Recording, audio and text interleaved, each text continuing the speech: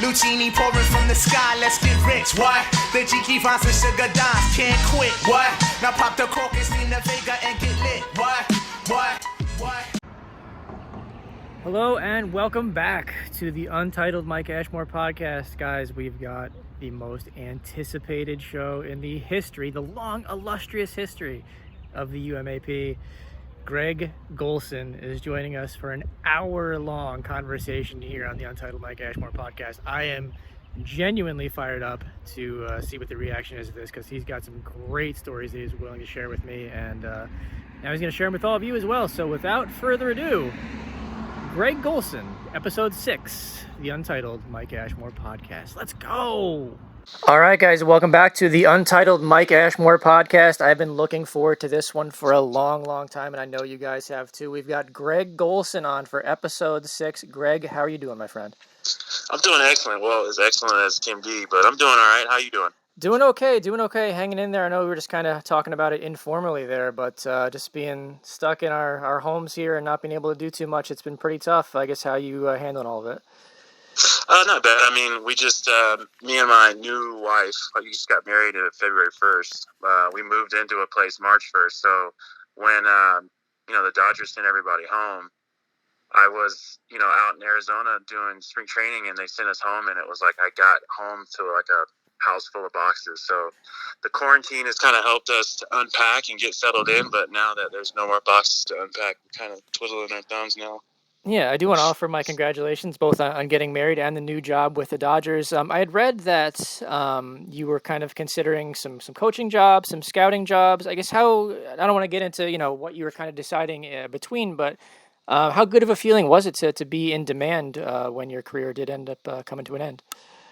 I mean, I've talked to a couple of players about this, how, as you get older and you turn from a prospect into a suspect, you kind of miss the feeling of, being wanted and having value. So, to apply for, the job, and then to actually get it, to get that call. And it just kind of reminded me of my earlier days when I was a little bit more in demand, and people, I had people wanting to get me on the phone. So, that was really good for my, I guess, ego and just my mental, just knowing that, I do offer value, at the highest level still. Yeah, so it talked about kind of those times where you were very in demand, and kind of started the beginning here. I guess the 2004 draft, that was stacked, loaded draft. I went back and read some of the old scouting reports on you. Golson's package of 5 tools is attractive as any in the draft. That's from Baseball America. Perfect game. Golson showed a package of not only the best tools in the prospect showcase, but very likely the top prospect package of tools in the nation. What was it like back at that time, kind of before that draft, kind of managing all of that hype and not, letting yourself get too big of a head all over that? It's crazy. The past couple off seasons, I've been working with kids, and there's a couple of softball players that are really, really good in the Denver area. And this past off season, I asked one of them, I was like, "What's it like, being you right now?" And I imagined she answered it the way I imagined I would have answered it, is asked the same question. It's kind of like, you don't really think about it, because it's just how it is. It's not like a overnight, immediate notoriety type thing. It's kind of like you work for it for so long, and it's just a passion of yours, so that once people do kind of start showing you a lot of attention, it kind of, I don't want to say is expected, but it's kind of like, yeah, this is what I wanted. You know what I mean? So it was definitely a time where I was taking everything in stride and just trying to not say something that would, hurt my chances, or do something that would hurt my chances.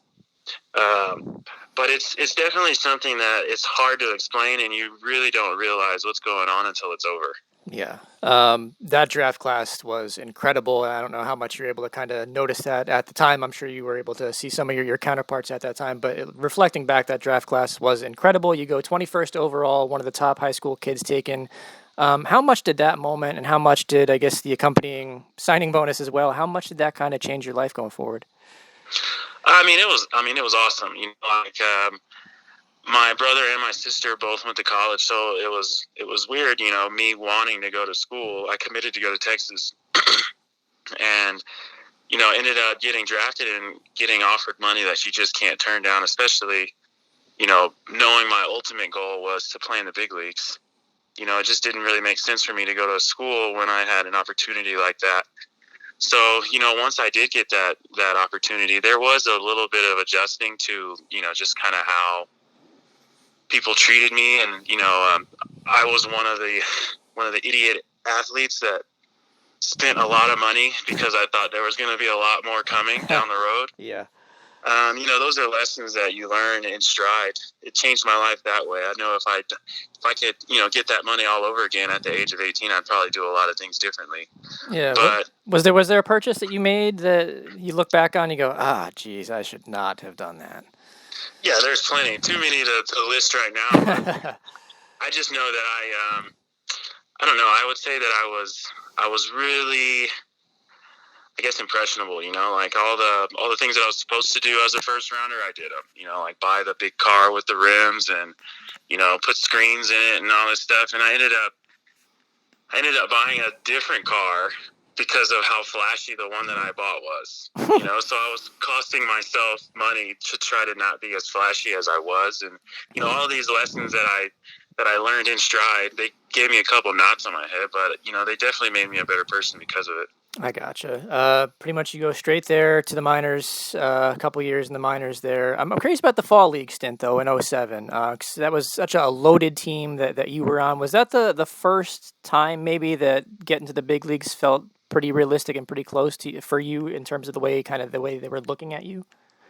Yeah, I'd say so. I mean, getting there, when you're in the minor leagues and you're playing with your own organization, you kind of get, I don't know, I wouldn't say you get used to it, but you see the same people and you just get comfortable. So when you're thrown into a fall league situation where you've got 6 other teams and all their top prospects are there and all of them are young and on the way up, and at first there's an adjustment period, kind of getting to know everybody and the competition. But once you start, I guess, not separating, but start enjoying a little bit of success, it definitely gives you a little bit more confidence, because they tell you when you get there, they're like 95% of the people that play in the fall league end up getting called up the next year. And it's like statistics like that are hard to ignore, especially when you're in it. But, being out there in Arizona, getting able to wear the big league uniform and being around other coaches that can, because, if you're affiliated and you're say I'm with the Phillies, more than likely all those coaches have a game plan for you that, works or doesn't work. But when you go to the fall league and you get, there's coaches on every staff that is represented there. So it's interesting to hear how, like, different hitting coaches say certain things that might, turn a light bulb on for you, just because they connected the dots from what your hitting coaches had said, that, if you hadn't been there, it wouldn't have been as good of an experience. So, being around all those different players and the different coaches and in the atmosphere, knowing that the next year something big could happen, that's definitely something that allowed me to walk a little taller. Yeah, fall league is cool. Don't get me wrong. It's a very prestigious thing, but the crowds aren't really there. You're kind of playing in somewhat of obscurity and stuff like that. The Futures game is not like that, and that was the first one I got to work in 2008 at Old Yankee Stadium. That had to be a really incredible experience for you, getting to be on the field and actually playing in that compared to what I got to do. So, what was it like for you? Man, it was that was such a ridiculous experience. Being there with.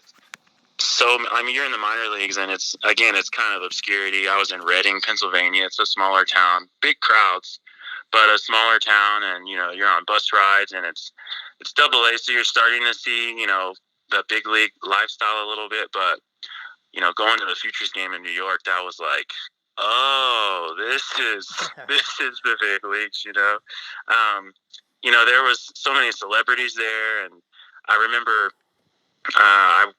we got to the stadium, and, being in the clubhouse, Old Yankee Stadium was historic in itself. But then I went out to the field early just to kind of take it all in and not be the wide-eyed guy and just kind of look like I'd been there before. And when I get outside, Ozzie Smith, the Wizard, is like just hanging out on the fence line. Huh. And he looks at me and he's like, "You want to play catch?" And I don't know how I found the words, but I said yes. And it was like, you see all the other players kind of trickle out while they're seeing this outfielder playing catch with Ozzie Smith. And you could see just the envy in their eyes, like, why is he getting to play catch with him? But, being able to be there that weekend, it was so much to take in. I had just come back from a broken wrist. So my performance wasn't as I expected. I was 0 for 2 with 2 strikeouts. But the guys that I faced were, they were in the game as well. So, it was definitely a humbling experience, but something that I enjoyed nonetheless. Yeah, you got called up straight out of AA later that year. Did in any way, did getting to play on a big-ish stage like that, did that prepare you at all for getting that call up? Yeah, I'd say so. When I got called up, it was, with the Phillies on that 2008 team that won the World Series, so there weren't very many at-bats for me, So, I would say going to the Futures game and being around all those guys, and then, getting called up later that year, it helped me in that, a lot of the All-Stars on that 2008 team for the Phillies were at the Futures game as well. Ryan Howard was, we had the same agent at the time. So once I got called up, he kind of took me under his wing, and Jimmy Rollins did a good job of helping me out, Chase Utley and Jason Worth. But my biggest thing during the time I was up was to just stay out of their way. They had their routines, and I was a rookie, getting called up. I knew that if I got in somebody's way or caused somebody's routine to get off, that it wouldn't be good as far as, in the clubhouse, especially for what they were trying to accomplish, what we were trying to accomplish. So I just kind of stayed out of the way and probably neglected my preparation, for the sake of the team. But I just kind of got to see, because of the Futures game and the call-up, I just kind of got to see how different elite players prepared for things, and I definitely think it helped me later on. Yeah, so I love asking guys about Big League First, and especially the call-up moment, too. I think you got called up right at the end of the AA season in the Eastern League, so what is your manager pull you aside? What is that like? So they didn't. They gave, it was me and Lou Marson and Carlos Carrasco. I think we all got called up at the same, I don't know if it was Carrasco or not, but I know Lou and I were both getting called up at the same day, but they gave both of us the day off. I think it was August 29th or something. Okay. So they gave us the day off, and I was mad because I had a sore hamstring, and I felt that if they gave me a day off, it would send the wrong message to the front office about my hamstring. So I was not in a very good mood, to say the least. Thinking that they were messing with my money, you know what I mean? Like, sure. Come on, I want to play, I can play. And we ended up going into extra innings. And every inning I was probably like, Skip, I'm good to go, let me know. And I'm like, getting my legs loose to go in. We're in extra innings. It's the National. We're playing Altoona. So it's the Pirates in the National. So every time the pitcher spot comes around, we lose another bench player, and he keeps skipping over me. And I'm like, I'm definitely not getting called up now. And just giving the trainer the evil eye and just not the guy that you want. And then we end up losing because they had to pinch hit a pitcher instead of me, and I'm just steaming on the bench. And then we go into the clubhouse, and the pitching coach comes up to me and he's like, "Hey, Skip wants to talk to you." And I thought I was gonna get scolded for being such a brat. Sure. And he ends up saying, "Hey, we held you out today, but it was for a good reason. You're going to the big leagues." PJ Forbes was my manager at the time. And he just kind of, I don't know if you know him, but he just has this like dry sense of humor where, when he told me I was going to the big leagues, he just kind of looked at me for a little bit and was like, "Yeah, you need to go ahead and apologize to your trainer now." Because he saw it the whole day. He was like, he wants to play. But he just knew that I was just blaming it on the trainer.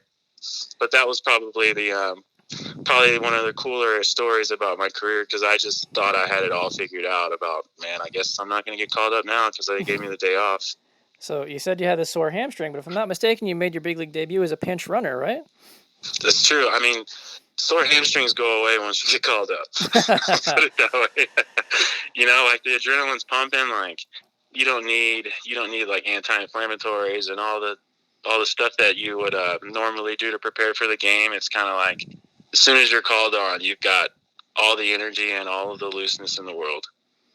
Wow, that's pretty crazy. Now you weren't on the playoff roster, but you got to be in uniform for the playoffs and the World Series and all that stuff. That whole experience, especially for a kid who's just still 22, 23 years old, what is that like at that time? Again, I look back at a lot of these experiences I have, and it's like I wouldn't say I took it for granted, but it was like, at the time I was like, oh, this is just the beginning, because I was, a rookie thinking that, this is my rookie year, the first of many. So I'd kind of taken it for granted. I remember Pat Burrell was talking to Lou Marston and I after the clinching game, and he was like, man, you guys don't realize how lucky you are. And we were like, what do you mean? He was like, some of the greatest baseball players that ever lived didn't get a chance to get a World Series ring or be on this stage that you guys are at, and this is your first month in the big leagues and you're getting it. And that was kind of when I was like, oh, I guess he's got a point.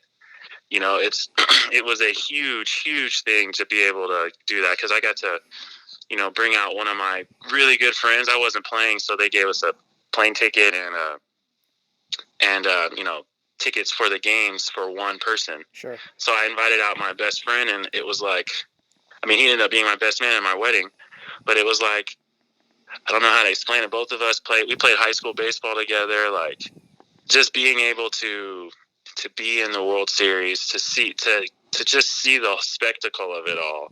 It's indescribable. Wow. I read a story that you don't wear the World Series ring because your knuckles are too big. Is that right? My knuckles are big, but I don't wear it just because the ring is too big, honestly. Okay. It's the ring is too big in that when I wear it, I can see and feel people looking at it. That's what you want, though, when you're wearing that, though, right? Yeah, I do, but I don't know. That's that type of attention that is just kind of, I don't know. Like, I'll wear it on special occasions. I'll wear it, if I'm trying to, stunt a little bit, but for the most part, I keep it in the box. Okay, fair enough. Tell me about this trade to Texas, because it seemed like the trajectory for you, for the Phillies, was on the way up. You were going to be a big part of things there going forward, and then you get dealt. How does that get broken to you? And I guess what was the reaction going forward? Honestly, when it happened, I was floored. The GM, Pat Gillick, he stepped down, and Ruben Amaro took over. And I'm not sure if Ruben liked me or not, but immediately, it was like maybe an hour or so after he got the GM job, he traded me for John Mayberry. Yeah. And I found out that he had drafted Mayberry, I think, when he was in Seattle, and Mayberry ended up going to Stanford. And fun fact, I knew Mayberry from when I went on a visit to Stanford. So it ended up being interesting that I got traded for him, but it was right after the World Series when Gillick stepped down and Amaro got the job. And I was at my house, actually, with the scout that signed me. And I got a call saying that I had been traded to the Rangers, and it was bittersweet because obviously growing up in Texas, sure, getting traded to the Rangers, it was like, oh, well, this obviously the Rangers want me. That's got to be a good thing.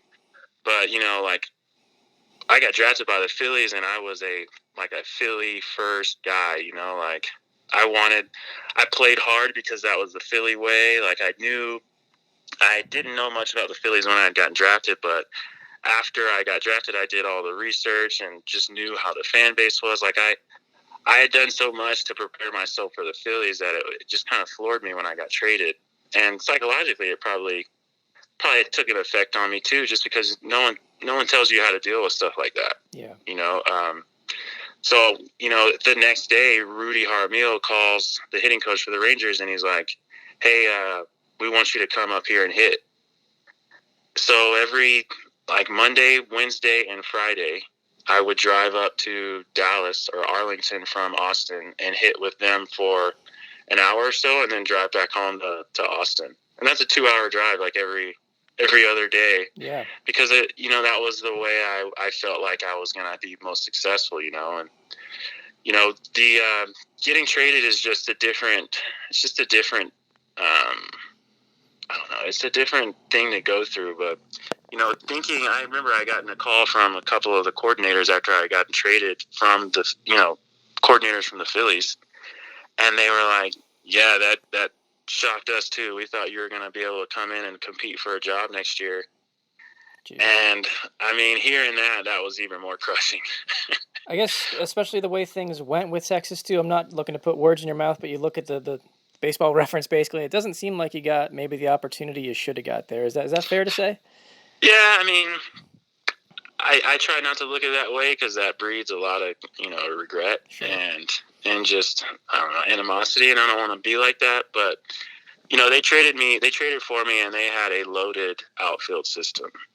It was completely loaded. I think 2 years previously, their top pick was a outfielder. They had Josh Hamilton, Nelson Cruz, Leonis Martin. Like, they had a legit outfield already. So when they traded for me, I didn't know where my place was. Like, I went from the Phillies' best defensive outfielder to, being the right fielder for the AAA team and with the Rangers, because their top prospects were all center fielders. Yeah.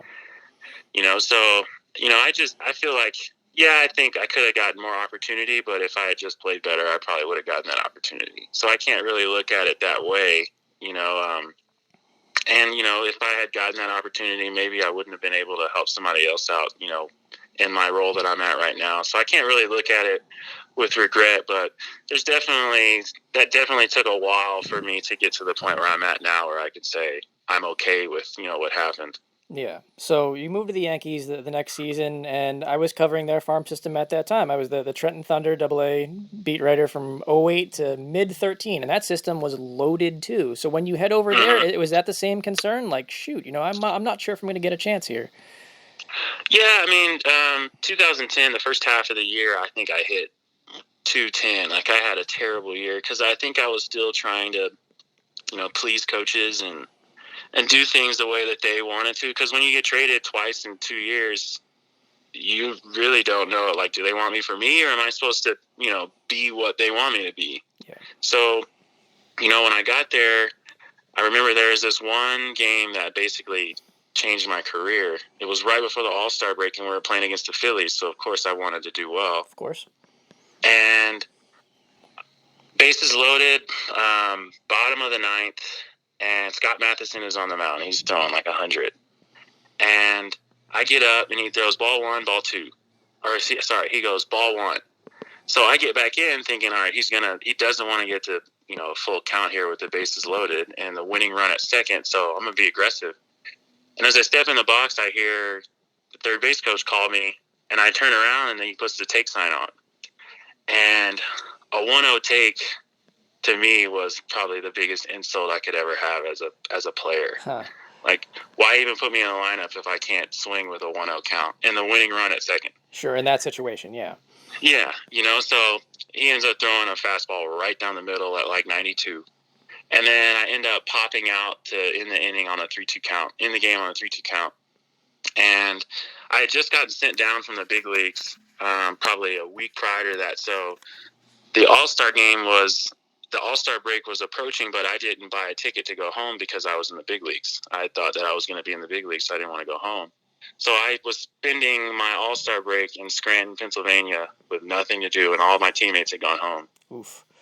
So I was just sitting there, and it was crazy. There was a documentary on TV, how Bruce Lee changed the world. And I didn't realize I liked Bruce Lee that much, but I watched that documentary, and something about his philosophy about, how athleticism has a yin-yang aspect to it. And I don't want to get too far into it, but sure. I basically changed my swing and my stance, my approach. I changed everything without stepping into a cage. And when I got back from the All-Star break, I hit 360 for the rest of the year, got called up, and, that was a big, big difference to my career, but I just needed to, just kind of take ownership of my career. But, again, it really wouldn't have mattered because of the Hall of Famers that were all in the lineup when I did get called up. Yeah. I mean, there really wasn't any room for at-bats for any of the teams that I got up with from 2008 to 2011. Phillies, Rangers, Yankees were all in the playoffs. So, if I had had a smaller market team, maybe I would have gotten those opportunities that you talked about earlier. But being able to pick those guys' brains that I was around, that definitely paid off. Yeah, I do want to ask you about that. I do want to kind of get into, you got in a handful of big league games in May, like you said, with the Yankees. You got your first big league hit, then too. You kind of had waited a little bit of a while to get that done. What is that moment like? I mean, it was awesome. And actually, so remember that broken wrist that I mentioned from '08? Yes. Well, the guy I got the hit off of was the pitcher that was pitching when I broke my wrist. Oh, wow. So it was kind of poetic. Phil Koch, he I kind of got like a broken bat jam job that took 2 years and 8 at-bats to get. But it's, it was awesome. I remember after the game, Jeter, who happened to be my favorite player, was like, "Oh, man, that's your first hit?" I was like, "Yeah." He goes, "Oh, man, we got to go out and celebrate." And I was like, it was so hard for me to say no, because that previous night I had gotten the call to, get the call up. It was at like 1:00 at night where my manager, Dave Miley, he called and was like, "Hey, we got to get you to Detroit." I was like, "Oh, okay, cool." And he's like, "Yeah, they have a day game tomorrow too." Oof. Yeah. So I was so tired that when Jeter was like, "Oh man, we got to go out," I was like, I can't. And I remember one of the other rookies that was there kind of looking at me like, "Are you crazy? What is wrong with you?" I was like, "Man, I got to get some sleep." And he appreciated it. He was like, "All right, well, we'll celebrate some other time." So you said no to hanging out with Derek Jeter. That might be the first story I've ever heard where someone's done that. Yeah, for sure. Jeez. So you talked about it too, kind of getting to pick those guys' brains. That roster was incredible. Jeter, Cano, A-Rod, Teixeira, Swisher, Mo. There's go on and on. When you get to that team, and you dealt with it a little bit with the Phillies, but maybe not to that level. When you get to that team and you get in that clubhouse, is there? And I guess I'll edit out my own curse words here. Is there that like holy shit moment where it's like I'm around all these guys, or are you able to kind of just be like, "Oh, that's my shortstop, that's my second base"? Like, are you able to process it that way? Like, what is the reaction when you kind of get to see all those guys for the first time?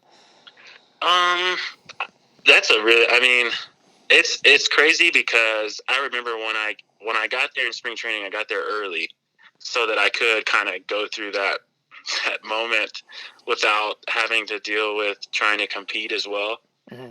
And I remember I was hitting in the cage, and Jeter starts walking, like he comes into the minor league side, because the minor league side was where I was hitting, and he comes into the minor league side and he's like, "Oh, you're the new guy, Golson, right?" And I remember looking at him like, holy crap, this guy knows who I am.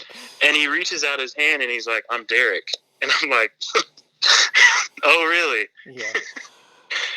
So like that was kind of cool, because even though he knew I knew who he was, it was kind of setting the tone of like, "Hey, you're one of us. We're all the same," type of thing. So once I got called up, I was really comfortable with everybody there, because probably more so than any other team that I was on, Phillies or Rangers, all of those guys were really down to earth. Like it was crazy. Like the bigger the names that they were, it was almost like they didn't know how big they were, or at least they were aware of how there was a tendency to think that people that had reached their level would be kind of jerks. Mm-hmm. And that really wasn't the case. Well, that's good to hear. Now, you had a moment in the big leagues, too, with the Yankees where maybe your head could have gotten a little bit big as well. The throw. We got to ask you about the throw. Seen that video circulating around a lot lately. I guess first off, just seeing that on Twitter kind of organically. You're not the one posting it. What has that kind of been like to see people that still care about that play and remember that play and remember you for that play? What's that like? It's awesome. That's if you type in Greg Golson on Google, throw auto-populates. So that's kind of cool, knowing that and being able to hang my hat on that. It is interesting though, because again, kind of how I had to kind of come with terms with the trades and the opportunities that I was given. That play kind of is another bittersweet moment, because it took me 2 years and 8 at-bats to get my first hit. That's a rare occurrence. Most of the time, guys get they get called up and they at least get 50 at bats to see what they're capable of doing. And, because of circumstances or the teams that I was on, that wasn't really given to me. So the whole time that whenever I was up, I was trying so hard to just make the most of my opportunities that I did get, so that maybe I could earn others. So when I did throw Crawford out, in my mind, I was like, this is it. I've arrived. I'm going to get more opportunities now. And that just didn't happen, like, at all. Yeah. And I probably was being a little bit too optimistic, trying to, thinking that I would earn playing time when there's a legit 6 Hall of Famers on that roster. But, that was, after that play, it was everyone kind of identified me as a defensive replacement as opposed to a baseball player. So it's kind of bittersweet, kind of, yeah. Yeah, because as much as that play defined my career, I'm so much more of a ball player than that, Yeah. Because I feel like a lot of people think that once that play ended, like, I retired, and that was like, I retired last September, So it's like there's a lot more to my career that is representative of me than just that. But I'm definitely appreciative of all the fame I got for it, I would say. Yeah, there is one detail I want to ask you about that play, because I've been watching this kind of to prep for our chat, and is not running up to the ball. And I saw that in an interview you did right after the game happened. You didn't run up to it. You said you thought you would throw it straight into the ground. Just kind of talk me through, I guess, what kind of your thought process was there, especially with a guy like Crawford on second, who can make some guys nervous when they're getting ready to make that throw. Well, the main thing that I was worried about was the roof at Tropicana is rubbed up baseball colored white. Yep. So I obviously wanted to get behind the ball and throw the ball to third, because I knew he was probably going to run. Because there were so many things that had to happen for that play to even happen. Like, Longoria hit a long fly ball right before that Crawford didn't tag up on. And if he had tagged, then obviously that wouldn't have been a play to even happen. I would have had to throw it to home. But it's interesting, like, all the things that had to happen. But why I didn't get behind it was mainly because I lost it once it got to its peak. Like, before it got to its peak, I'm just sitting there like, all right, I don't want to say I don't got it and cause Cano to run out or Granderson to run over. So I just faked it like I knew it. And then as it started coming down, I'm like, oh, there it is. And I'm not behind this. So, you have those micro thoughts that happen in a split second. And I probably had 30 of them on the way down on the ball's descent. But I remember thinking, all right, it's going to look bad if I catch it flat footed and get caught and look like I get caught off guard.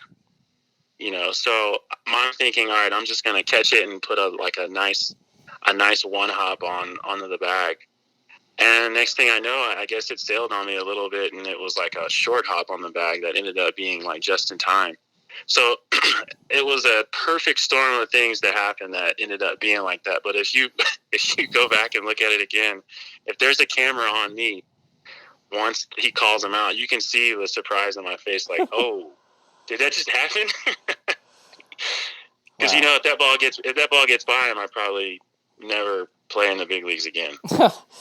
Well, thankfully you did get to. And reading some stories at that time, people still didn't think you were going to make that playoff roster, and ultimately you did. How much of an impact do you think that moment had on that? And obviously, what are those experiences like getting to get into those playoff games? I mean, the playoffs is a different beast. Overall, you're just locked in from the very first pitch, before the first pitch. Like, BP is different. So being on that playoff roster, that was a huge, like, that's probably more, to me, that's more important than, getting that World Series ring, because I was actually, on a roster, like, playing in the playoffs in the big leagues. But, the whole experience of being on the playoff roster was such a different, I don't know how to explain it. Having that throw And then, there's a couple times where especially September, I was the defensive replacement for Swisher. Like, in the seventh inning, if he got on, I was pinch running for him. If he didn't get on, I was warming up and going to right field. So I kind of assumed that I would be the defensive replacement for the playoff roster, considering that, the first series only five starting pitchers. So it's like, doesn't make sense to have 5 starters and not utilize that 25th spot for a defensive replacement. Because I had gotten all of the ins and outs, because of that was my role. I had just kind of known all the scenarios that could possibly play out. So, looking at all of that, I was like, well, if I make the playoff roster, that'll be awesome. If I don't, I just got to be ready in case there's, something goes down. So I definitely think that throw helped to give me an opportunity to do that. But I think it was more of, they had so much star power that they just needed complementary pieces. And they knew that defensively and arm-wise, I was probably the best they had as far as a defensive replacement. Yeah. It again kind of seemed like your trajectory for an organization was kind of on the way up. You're on the playoff roster, and then the next year you really, for the most part, really only get that September call-up. I guess it was somewhat expected, like you said, with everybody who's on that roster, but how frustrating and difficult is that to accept? I mean, that was probably I wouldn't say the backbreaker, but that was the one where I kind of was like, all right, well, it's kind of in, written in stone, because I get to spring training in 2011 fully expecting to, make that roster. And they tell me, like the first day I get there, they're like, hey, we want you to have some live BP. We want you to do a live BP tomorrow, a simulated game. I'm like, okay. I get there, and it's AJ Burnett's on the mound. So this is the first pitch that I will see this year, or that year in 2011, is from AJ Burnett. And all I remember is him doing his patented, like, kind of turn where he turns his back to you. And then the next thing I knew, I was getting up off the ground. Oh, man. I got hit with a 95-mile-an-hour fastball right between my ear and the top of my head. Wow, I did not know this story. Wow. Never saw it coming. And because that was right when the concussion protocols were starting to get really serious. So I missed 2 weeks of spring training, and spring training is 5 weeks. Yeah. So as soon as I went on the shelf, they traded for Chris Dickerson. And he's a lefty defensive, physical specimen outfielder, like pretty much a left-handed version, a taller left-handed version of me. Yeah. So, being as AL East had so many right-handed pitchers, it made sense for him to be the guy that was on the bench as opposed to me all the time. So it was another opportunity, because I remember at the All-Star break, I was hitting 299 exactly. And I go home for the All-Star break after not being called up and get a call saying, hey, we need to get you to Toronto. They got a bunch of lefties on their staff, so we need you. And I get up there, and I think I get in for one defensive inning. And then the next thing I know, I'm getting called in the office again to get sent down. Ugh. And it was like, man, it was draining. You know what I mean? Like, I remember talking to my girlfriend at the time, and was just like, I don't know what to do. You know what I mean? Like, I'm doing everything I can. I'm even hitting now. Like, they were saying I was a defensive replacement, but I'm hitting now. Like, what do I need to do? And that was kind of like, I don't know. I think mentally and psychologically, that was where it was hard for me to rebound to where I had been, so strong, in the earlier years of my career. It was like, I just knew I was going to make it. I knew I was going to make it. And I felt like I had done everything I could, and I still wasn't given that opportunity. I think that was when I kind of was like, all right. Yeah.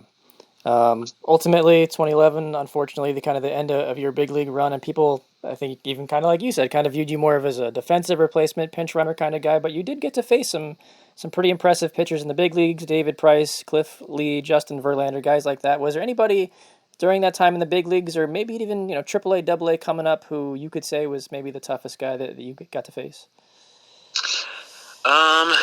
There was a guy, his name was hold on. It's right at the tip of my tongue. He was with the Twins. His name was Samuel DeJuno. Okay. Deduno.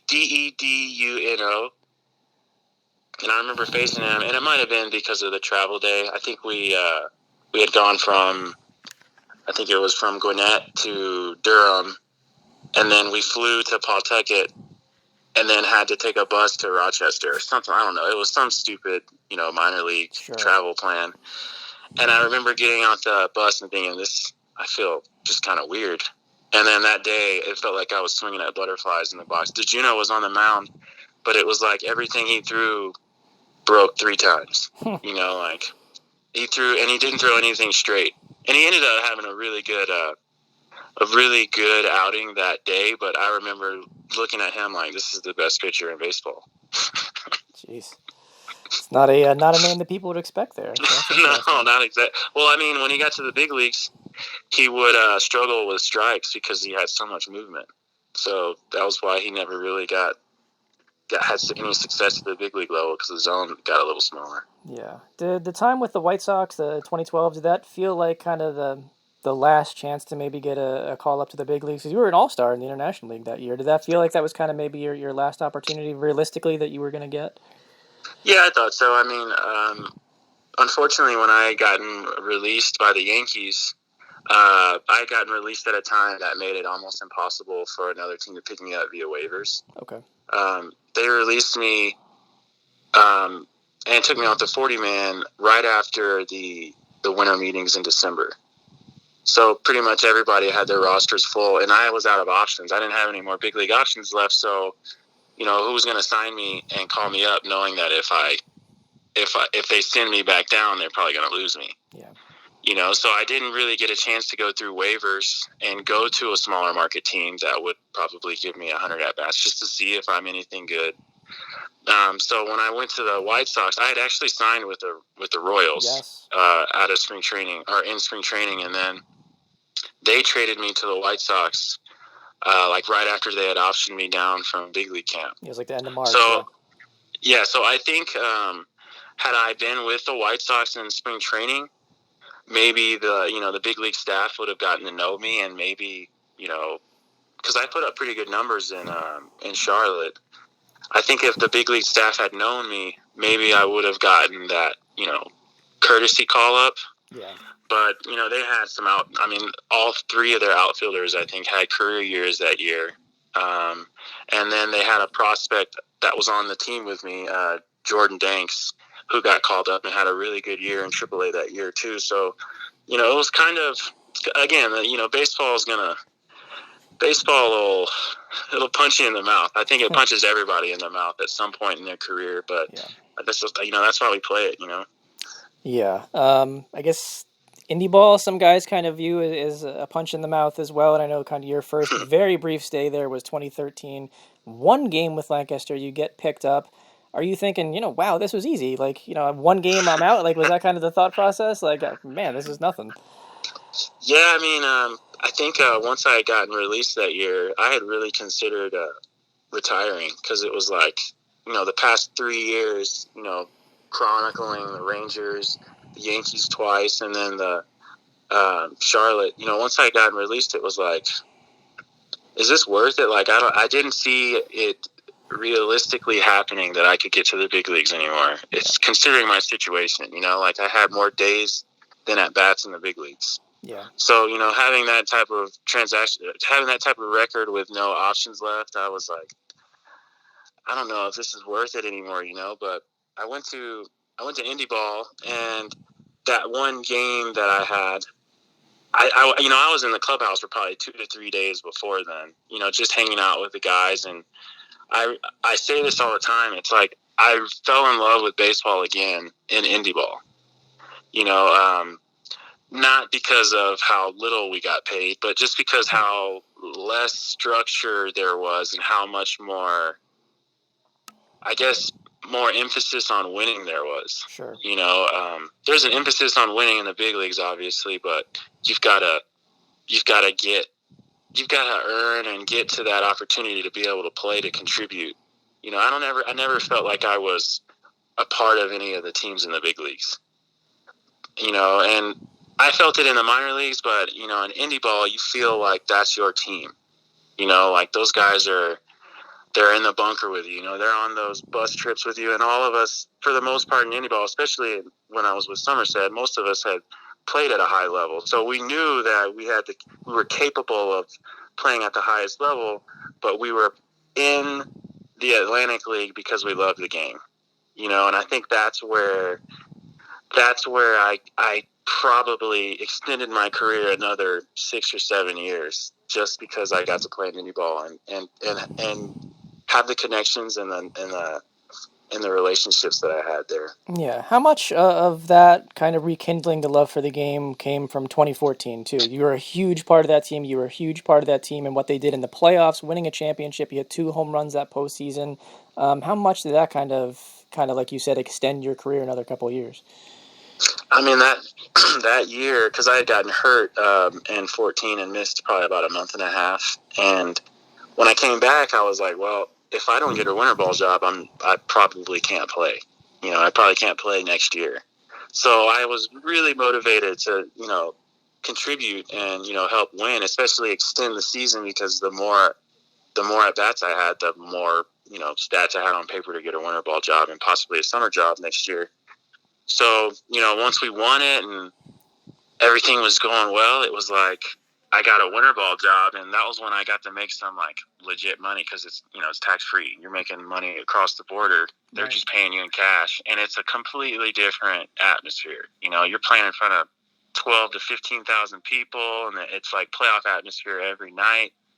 And I was like, this is kind of fun, especially coming from indie ball in Lancaster, where we didn't really have that great of crowds. We had good crowds during the season, but then in the postseason, it was like sellout crowds, and we went on a walk-off, and it's like, man, this is exciting. And then we go to the Mexican League, and it's the same thing. It's just an extension of the playoffs, but it's the whole year.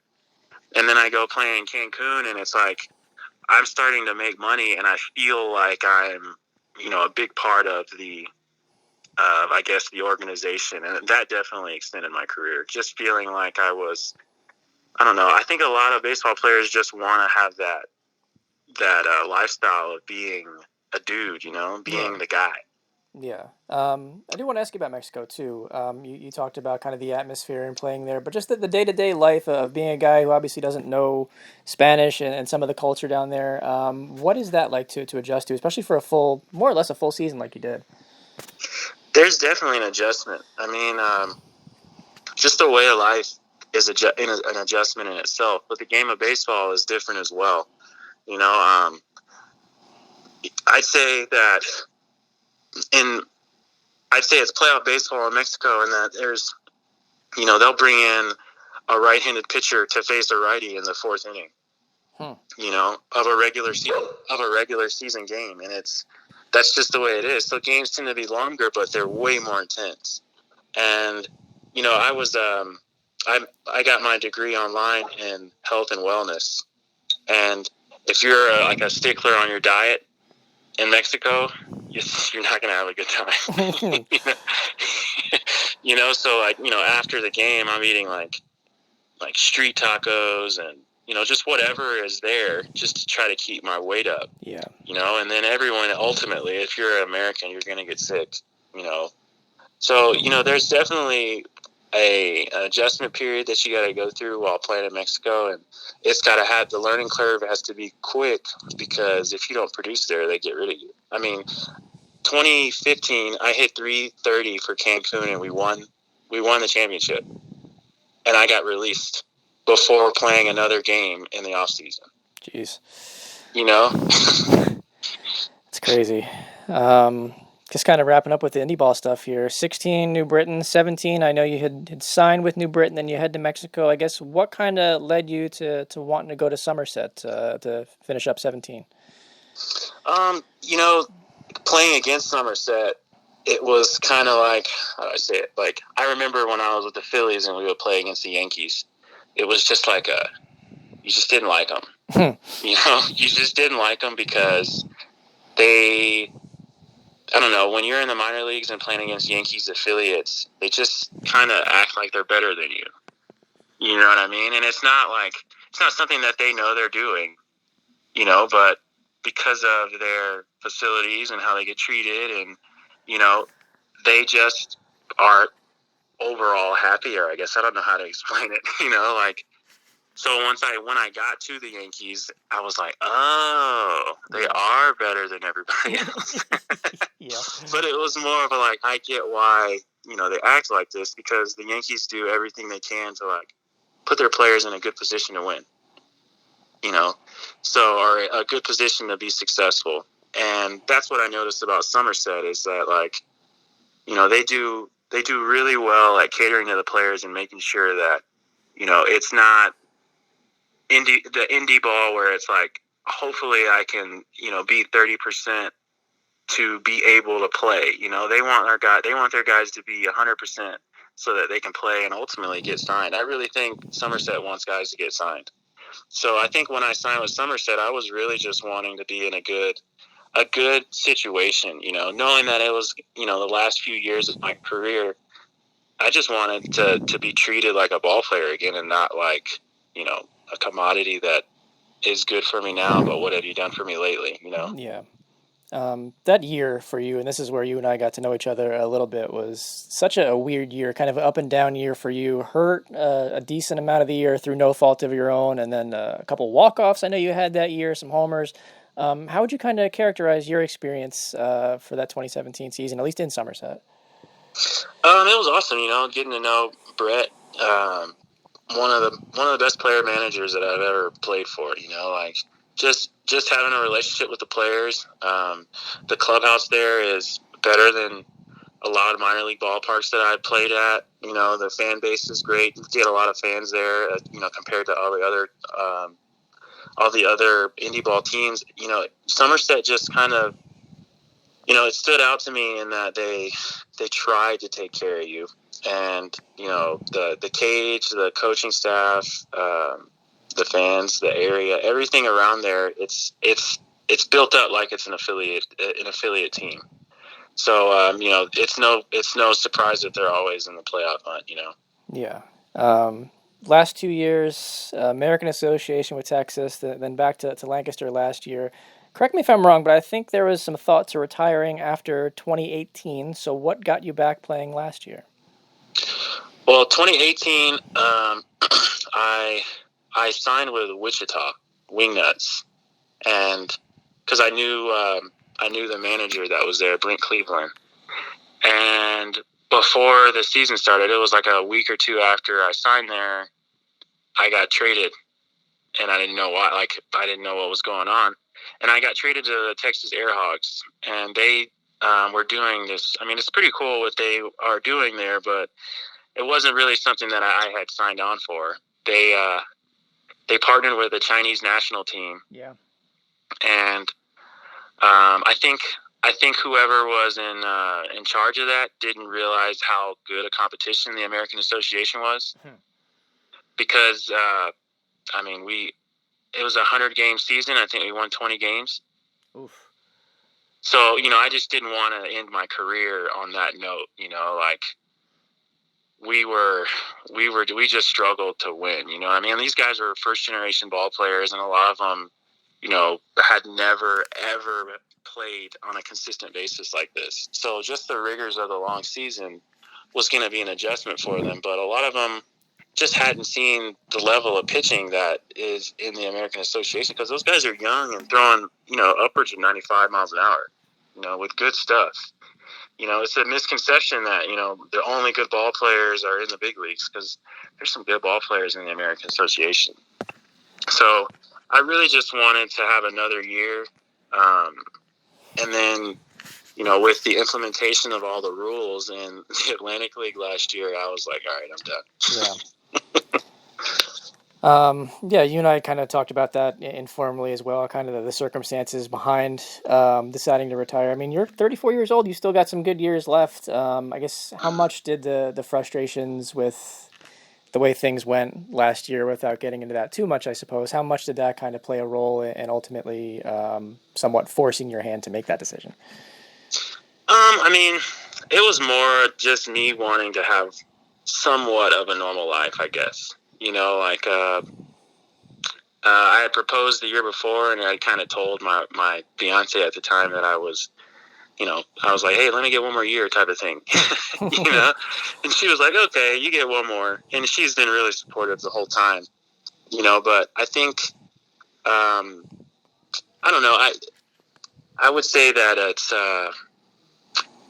the experiment that happened last year in the Atlantic League is going to pay off for the big leagues, you know, for Major League Baseball, and I think baseball in general. They got a lot of questions answered last year because of the stuff that they did. Yeah. But it's just unfortunate that it was, you know, it's unfortunate that it had to be some guy's last chance at trying to make it. You know, like that changed the game in a lot of different ways that I think they understand now. You know, like catchers could have a solid career not really hitting because of what they offered on defense. Right. But, you know, doing the electronic strike zone, it takes away framing. It takes away with the pitchers not being able to do like quick moves. They had to like disengage from the rubber. It took away their ability to throw guys out. You know, it's just kind of marginalized catchers a little bit, and that's unfortunate because I know a lot of catchers who might not hit 300, but they are absolutely helping the team win.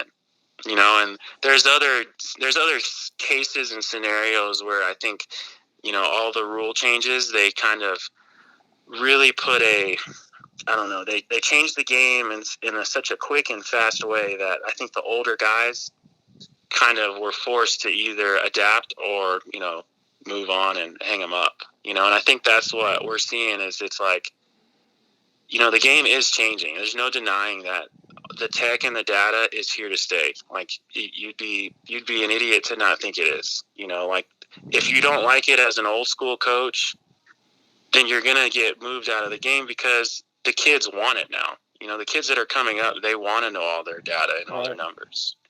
So again, like I don't want to make it seem like, oh, the Atlantic League screwed everybody over by, you know, doing all the tech and stuff because they didn't. It's just unfortunate that it had to be the first, you know, generation that had to go through it because it probably ended a couple careers prematurely, but I think the long-term benefits of it are gonna pay off because they're gonna get a lot of the stuff right that wasn't, you know, quite right. Yes. So I guess we should finish it up where we started, kind of this job with the Dodgers. And I guess what kind of led to the interest in wanting to kind of get on the other side of the game and maybe take a coaching role or a scouting role? Because some guys kind of want to take that break and take a year or 2 or 3 away. I guess why? What was the spark to kind of make you want to stay involved in the game like you are still? I think it was. I think a lot of it had to do with just kind of finding out more of the game. You know, I mean, I've loved baseball since the very first time I squared a baseball up.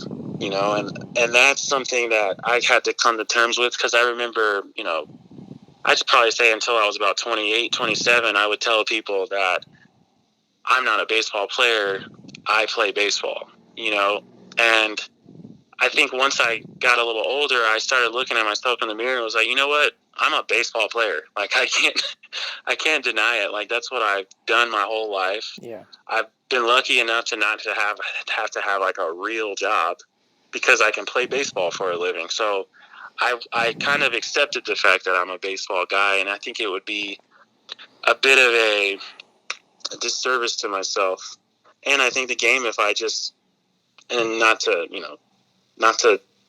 put down any other profession, but if I were to do something like, you know, go into real estate or, you know, a lot of baseball players go into real estate after they're done playing. Right. Because of the connections that they have.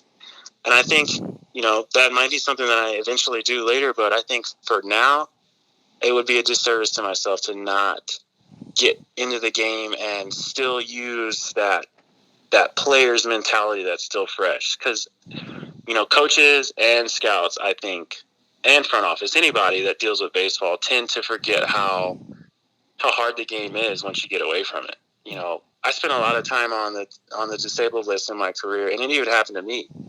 You know, I'd miss 3 or 4 weeks because of a hamstring pull. And in that third or fourth week, I'd sit there and be like, oh, what are you swinging at? You know? And it's like, oh, wait, he didn't know it was going to be a slider in the dirt. The guy that's pitching is pretty good too, you know? So I think that player's mentality is something that I want to kind of hang on to and help to kind of, I don't know, develop the next generation, because I think there is a lot of information out there that, I don't know, it's either good or bad, but some people just need help deciphering what it is and what works. And I think that's where I saw the spark that I was needed, and that, you know, I tried over the course of my 16-year career, I tried so many different things that I know personally what works for me and what doesn't. And I feel like I have a little bit more insight on how I can, you know, break that down for the next generation. Yeah, I think the last question I have for you overall is just, is there an end game to this for you, whether it be moving into coaching maybe one day or climbing up the scouting ladder? I guess, have you thought about kind of where maybe you'd want to end up in a couple years doing this? I don't know. I mean, so far the job that I have now, I love it. You know, like it's cool because I get to have my own opinion, you know, like they want to know what I think about people. And that's something that you don't really see, you know, in life in general.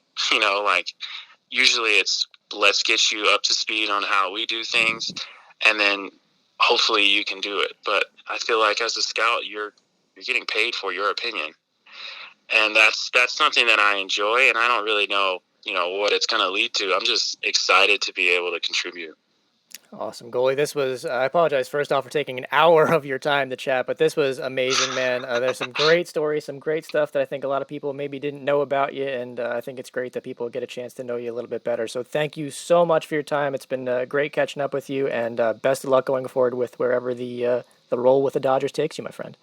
I appreciate you, and thanks for considering me. This has been a blast. Absolutely, man. Thanks, Greg. Guys, how fun was that? An hour plus with Greg Golson, some amazing stories. Thanks so much to him for giving me that much of his time. My goodness, to make that kind of commitment to a very small, just starting podcast like this one means a lot. Greg has always been great to me throughout my career, and meant a lot that he was able to come on here and share some of his stories about his career as well. So I guess you guys could say that I can't wait for the next one. I think the plan is, as of right now, we're going to have Travis Anderson on. We're supposed to talk to him. Probably by the time you see this video, we will have talked to him, and we will have that one for you shortly. So thanks again to Greg Golson. Thanks again to you guys for listening to this and kind of building up a little bit. It's been nice to see the reaction and the response to this so far. So as always, stay safe, stay inside, and wash your damn hands, people. I'm Mike Ashmore for the Untitled Mike Ashmore podcast. Thank you guys so much. I will see you guys soon.